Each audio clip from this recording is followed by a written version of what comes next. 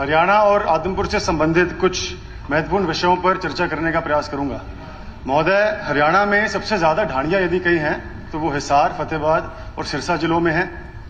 प्रदेश में सबसे ज्यादा फसलों की सिंचाई यदि नहरों से होती है तो वो भी इन तीनों जिलों में होती है। यहां तक कि राज्य की 1630 नहरों में से 666 यानी कि 1/3 से भी ज्यादा नहरें हिसार, फतेहाबाद और सिरसा जिलों में है।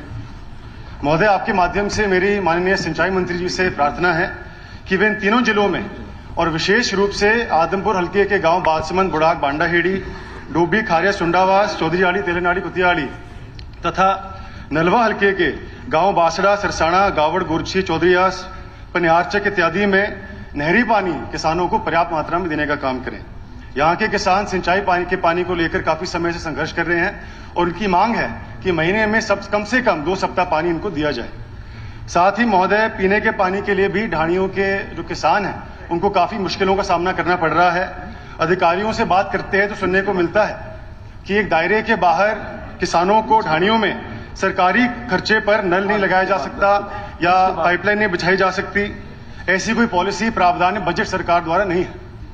महोदय, नीतियां सरकार बनाती है और नीतियां जनता के लिए बनाई जाती है। मेरा ऐसा मानना है कि किसी भी देश और प्रदेश के लिए अक्सर one size fits all policy कामयाब नहीं होती। प्रत्येक इलाकों की और वहां के लोगों की अपनी अपनी अपेक्षाएं होती है, मांगे होती, जरूरतें होती हैं, जिन्हें मद्देनजर रखते हुए, जिनका सम्मान करते हुए सरकार को बॉटम अप अप्रोच के साथ नीति निर्माण करना चाहिए।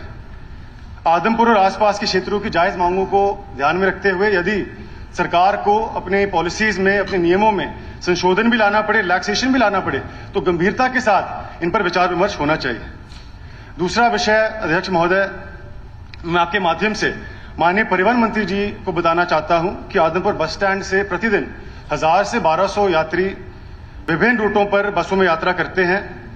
आदमपुर बस स्टैंड की हालत इतनी खराब है कि मामूली बरसात के बाद भी कई फुट पानी इकट्ठा हो जाता है। बस स्टैंड की 4 दीवारी इमारत की छत, महिला एवं पुरुष शौचालय, सीवर लाइन, फर्नीचर इत्यादि काफी खराब हो चुके हैं। इस बस स्टैंड का निर्माण सन 1981 में तत्कालीन मुख्यमंत्री पुरुष चौधरी भजलाल जी ने अपने कार्यकाल में किया था, लेकिन कई वर्षों से यहाँ पर कोई डेवलपमेंट नहीं हुआ है, कोई रेनोवेशन नहीं हुआ है। तो आपके माध्यम से मैं मंत्री जी से प्रार्थना करता हूं कि आदमपुर बस स्टैंड का भी नवीकरण जल्द से जल्द हो। तीसरा मुद्दा, उपाध्यक्ष महोदय, आपके माध्यम से मैं माननीय स्वास्थ्य मंत्री जी का ध्यान आदमपुर के सरकारी अस्पताल की ओर दिलाना चाहता हूं।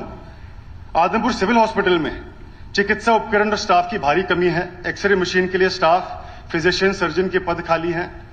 टेस्टों के लिए लैब, अल्ट्रासाउंड मशीन इत्यादि उपकरणों की कमी है। इनके अलावा भी बहुत सारी ऐसी कमी है जिनके कारण अक्सर कई लोगों को अपनी जान से हाथ धोना पड़ता है। पहले भी सदन में मैंने ये मांग उठाई और एक विस्तृत रूप से मैंने पत्र भी मंत्री जी को दिया, लेकिन अब तक कोई इस पर कार्रवाई नहीं हुई है। उपाध्यक्ष महोदय, विषय वैसे तो बहुत हैं।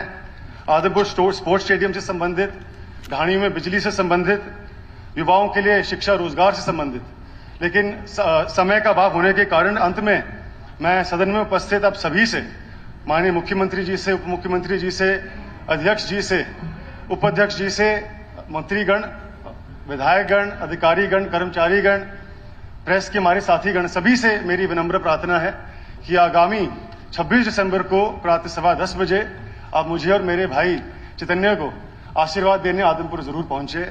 आप सभी का बहुत धन्यवाद। धन्यवाद। हमसे जुड़े रहने के लिए हमारे YouTube चैनल को सब्सक्राइब करें और नई वीडियो की नोटिफिकेशन के लिए बेल आइकॉन को दबाएं। अगर आप ये वीडियो Facebook पर देख रहे हैं तो लाइक जरूर करें और ज्यादा से ज्यादा शेयर करें। धन्यवाद।